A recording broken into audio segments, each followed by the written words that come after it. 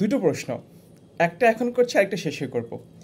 প্রথম প্রশ্ন, আচ্ছা বলেন তো দাদা ইংরেজি কি? Simple, grandfather. নানা ইংরেজি কি? Very simple, grandfather. Now my question is, if dada English is grandfather, if nana English is also grandfather, how will you define who is your dada, who is your nana? Okay, so আমরা অনেকেই বলি যে দাদা English হচ্ছে grandfather, নানা English হচ্ছে grandfather, but এটা আরও এক্সাক্ট ডেফিনেশন আছে, এক্সাক্ট মিনিং আছে। এখন দেখেন প্রথমে হচ্ছে দাদা। দেখুন দাদা যেহেতু বাবার দিক থেকে সম্পর্কটা হয়, তাহলে এটা হবে প্যাটার্নাল গ্র্যান্ডফাদার। আবার বলছি, দাদা যেহেতু বাবার দিক থেকে সম্পর্কটা হয়, এই কারণে দাদা হচ্ছে English paternal grandfather.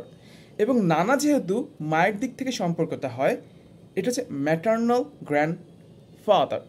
Maternal grandfather.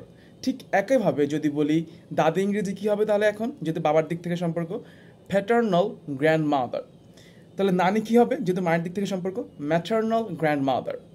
I think আজকে থেকে দাদা দাদি নানা নানি নিয়ে বলতে কোনো সমস্যা হবে না, নট গ্র্যান্ডফাদার গ্র্যান্ডমাদার, এক্সাক্ট মিনিংটা বলতে হবে। এবং যেটা বললাম শেষে একটা প্রশ্ন করবো, প্রশ্নটা হচ্ছে যে according to you that a পৃথিবীতে কোন ব্যক্তির ভালোবাসা সবচেয়ে নিখুঁত বা হচ্ছে যে নিঃস্বার্থ মনে হয়? আপনি বলতে পারেন বাবা, মা, ভাই, বোন, whatever you can say, but in my opinion what I believe that এই পৃথিবীতে সবচেয়ে নিঃস্বার্থ ভালোবাসা যেটা I experience, I realised that দাদা, দাদি, নানা, নানি, that I have received the precious thing.